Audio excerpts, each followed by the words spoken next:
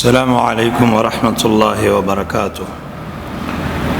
التحیات المبارکات الصلوات الطیبات للہ والصلاة والسلام علی رسول اللہ وعلی آلہ واصحابہ ومن والاه، اما بعد فحدیث اخرجہ ابو داود فی سننہ عن ثابت بن الضحاک رضی اللہ عنہ قال: نظر رجل على عهد النبي صلى الله عليه وسلم فأتى النبي صلى الله عليه وسلم فقال: إني نظرت أن أنحر إبلا ببوانا. فقال النبي صلى الله عليه وسلم: هل كان فيها وثن من أوثان الجاهلية يعبد؟ قالوا لا.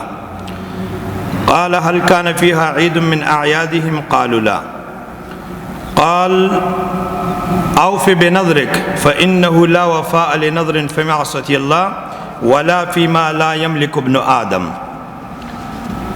بھائیو، اسلام دوستی اور دشمنی کا نام ہے، یعنی اسلام میں بہت مضبوط کڑی،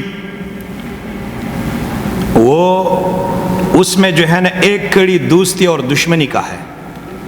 اللہ کے لیے محبت اور اللہ کے لیے دشمنی۔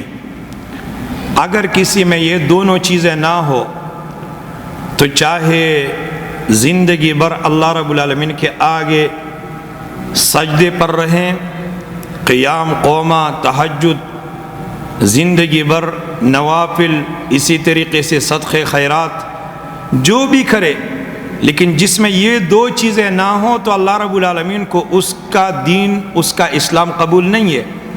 اللہ کے رسول علیہ السلام کا فرمان ہے: اوثق عر الایمان، اسلام میں مضبوط کڑی جو ہے، ایمان کی مضبوط کڑی، وہ کیا ہے؟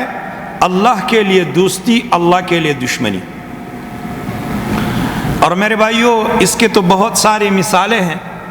ایک ہی مثال پر اکتفا کر کے پھر اپنے مقصد اور اپنی عنوان کے طرف بڑھوں گا۔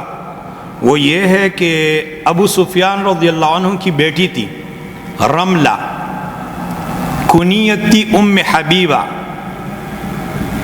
مسلمانوں کی ماں ہے ام حبیبہ ام المؤمنین رضی اللہ عنہا۔ اسلام لانے کے بعد ان پر تکالیف، مصیبتیں آ پڑی۔ اللہ کے رسول علیہ السلام نے ان کو حبشہ، ایتھوپیا، اریتریا، اس علاقے کی طرف اللہ کے رسول علیہ السلام نے ہجرت کا حکم دیا۔ کمزور مسلمان وہاں چلے گئے، ان میں ام حبیبہ بھی تھی۔ خاوند ادھر فوت ہو گیا، پھر وہاں سے یہ اللہ کے رسول کے زوجیت میں آ گئی۔ جب نبی علیہ السلام کے زوجیت میں آ گئی، اسلام تند و تیز شروع تھا، دعوتی میدان میں، جہاد، دونوں میدانوں میں، یہاں تک کہ مکے کی کفار پر زمین تنگ ہو گئی۔ ارد گرد سے ان کو اسلام اور اسلامی دعوت اور جہاد نے گھیر لیا۔ تو کسی مصالحت کے غرض سے ام حبیبہ رضی اللہ عنہ کا باپ ابو سفیان، جو اس وقت مشرف باسلام نہیں ہوا تھا، مدینہ آ گیا اللہ کے رسول علیہ السلام سے ملنے کے لیے۔ تو نبی علیہ السلام کے گھر میں گئے، ام حبیبہ کے حجرہ میں، کہ وہ نبی صلی اللہ علیہ وسلم کا سسر تھا، نبی صلی اللہ علیہ وسلم ان کا داماد تھا۔ تو جیسے اپنی بیٹی کے گھر میں داخل ہو گئے تو بیٹی نے فوراً بستر کو گھسیٹ لیا، سمیٹ لیا۔ تو اس نے عرض کیا کہ اللہ کے اے میری بیٹی، کیا تم میرے لیے کوئی اچھی بستر بچھانا چاہتی ہو؟ وہ کہنے لگی نہیں، بات یہ ہے کہ یہ بستر رسول اللہ علیہ السلام کا ہے اور تم نجس ہو، تم یہاں اس بستر پر بیٹھنے کے قابل نہیں ہو۔ دیکھیے میرے بھائیوں، توجہ دیجئے اس قصے میں کہ اتنے زمانے کے بعد جب باپ اور بیٹی ملتے ہیں دونوں، بیٹی جو ہے نا ماں کے طرف یا باپ کے طرف وہ لپک کر اس سے گلے لگا لیتی ہے، روتی ہے، اتنی جدائی کے بعد جب ان کی ملاقات ہو، اور یہ ایک قسم کا رونا ہے کہ اس کو کہتے ہیں خوشی کا رونا، لیکن وہ روتی نہیں ہے بلکہ اپنے باپ سے جو کہ اس وقت اسلام قبول نہیں کیا تھا، اس سے نبی صلی اللہ علیہ وسلم کے بستر کو اس نے سمیٹ لیا اور کھینچ لیا کہ یہ اللہ کے رسول علیہ السلام کے بستر پر نہ بیٹھے۔ میرے بھائیوں، اس کی نجاست کوئی ظاہری نجاست نہیں تھی جو جسم کے ساتھ لگی ہوئی تھی، کفر کی نجاست تھی، شرک کی نجاست تھی، لیکن وہ اسلام میں عقیدہ محبت اور عقیدہ دشمنی جان گئے تھے، اس کو سمجھ گئے تھے۔ جہاں تک اس نے ماں باپ کے تعلیمات اور ماں باپ کے آداب اللہ کے رسول علیہ الصلوۃ والسلام سے سیکھ لیے تھے، وہاں پر اللہ کے لیے اور اللہ کے دین کے لیے دشمنی بھی اس نے سیکھی تھی، فوراً اس پر عمل پیرا ہوتے ہوئے اس کو سمیٹ لیا۔ یہ ایک مثال ہمیں سمجھنے کے لیے کافی ہے۔ میرے بھائیوں، اللہ رب العالمین کے ساتھ اس سے بڑھ کر بھی کوئی دشمنی ہو سکتی ہے کہ کوئی یہ کہے کہ اللہ رب العالمین کا بیٹا ہوا ہے اور اللہ نے بیٹا جنا ہے؟ اس سے بڑھ کر بھی اللہ رب العالمین کے ساتھ دشمنی ہے اور اللہ رب العالمین کو گالی ہے؟ نہیں۔ اور اللہ رب العالمین نے فرمایا یہ مجھے گالی ہے، شتمنی ابن آدم، آدم کا بیٹا مجھے گالی دیتا ہے، آدم کا بیٹا مجھے اذیت دیتا ہے۔ کس طرح وہ کہتا ہے کہ اللہ نے بیٹا جنا اور میں لم یلد ولم یولد ہوں، نہ میں کسی سے جنا ہوں نہ مجھ سے کوئی جنا ہے۔ تو میرے بھائیوں، اسلام میں مدارات الگ چیز ہے، اسلام میں لین دین الگ چیز ہے۔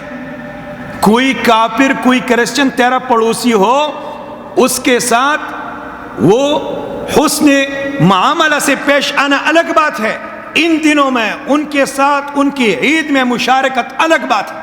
یہ بہت خطرناک بات ہے، معمولی بات نہیں ہے میرے بھائیوں، جس کے لیے میں نے حدیث پڑھی ہے، انشاءاللہ تعالیٰ بھائیوں کے سامنے آخر میں رکھوں گا۔ کچھ لوگ اس طرح کہتے ہیں کہ بھائی نہیں، اس میں کوئی قباحت نہیں۔ کیوں نہیں؟ قباحت ہے، اسلام نے منع کیا ہے۔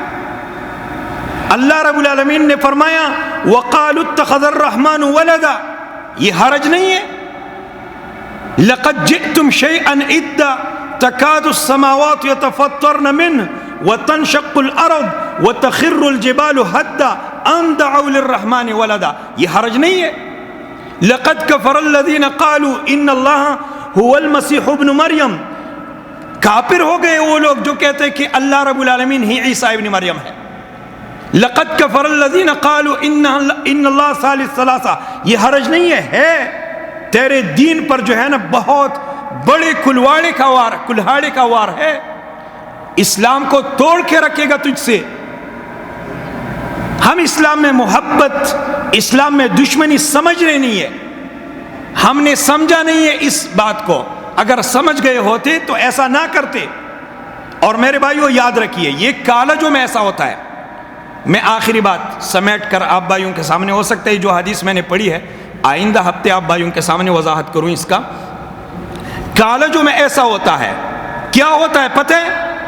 یہ کہ عید میلاد النبی کے موقع پر ربیع الاول کے مہینے میں جو کرسچن سٹوڈنٹ ہوتے ہیں نا، وہ مسلمان سٹوڈنٹس کو جو ان خرافات اور شرکیات میں دبے ہوئے ہوتے ہیں، ان کو جو ہے نا عید مبارک دیتے ہیں، اور پھر اس مہینے میں ان سے مطالبہ کرتے ہیں، ہم نے یہ بات سنی ہے، اور کہتے ہیں کہ ہم تو تمہیں عید میلاد النبی کا مبارکباد دیتے ہیں، تم ہمیں کیوں نہیں دیتے؟